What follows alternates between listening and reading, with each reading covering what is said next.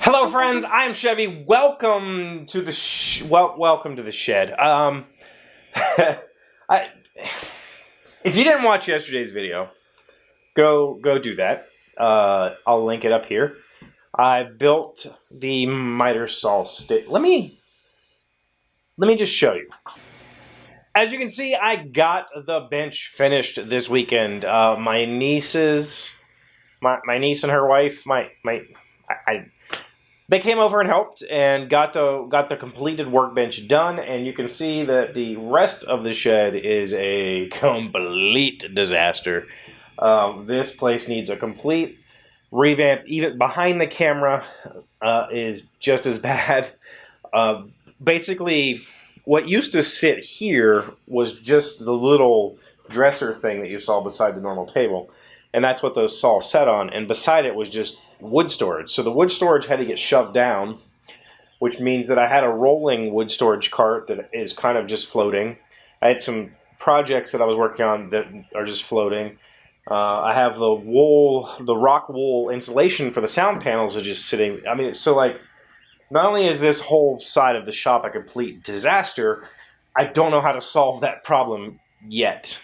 And then the 3D, hopefully the 3D printer isn't overpowering me right now or isn't too unbelievably annoying.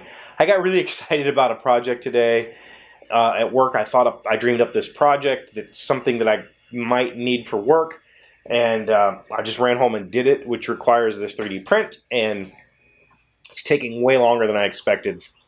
And of course I'm filming it and stuff too, so it's just going to sit over there and run.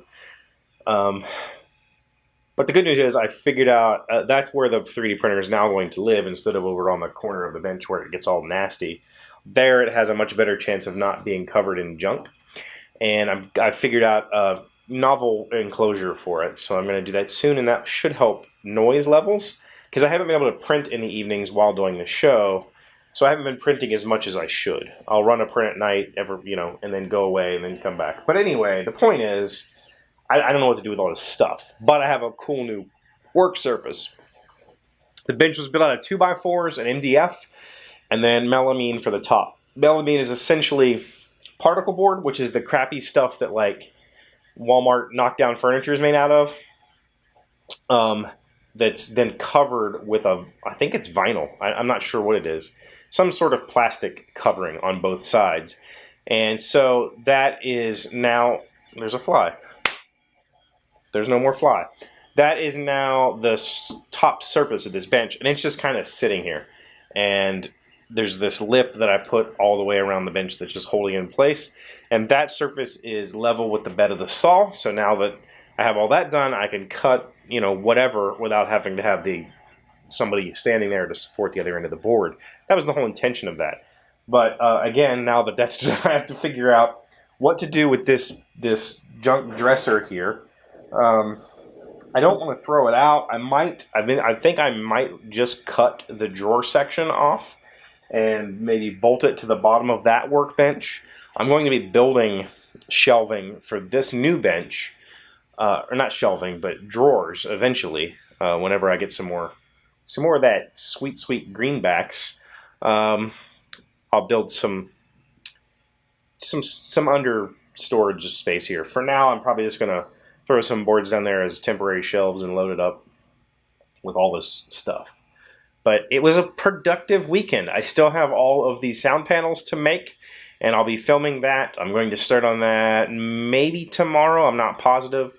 Depends on how this project goes, because this is a quick one that I wanted to try and film this week and get it done. And it also depends on soccer schedule. I haven't been told what the soccer schedule's like. But I had a blast. Now I have to clean. You're here again. I really appreciate that.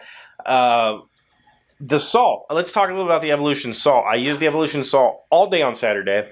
Once I got this thing set up and dialed in with the squares, I made sure the blade was vertically perfect. I made sure the blade was horizontally perfect. It was dead on the entire day. The end play that I was worried about when I took it out of the box, it has a little bit of this wiggle play. Not an issue. As long as I just kind of pull the trigger and pull down.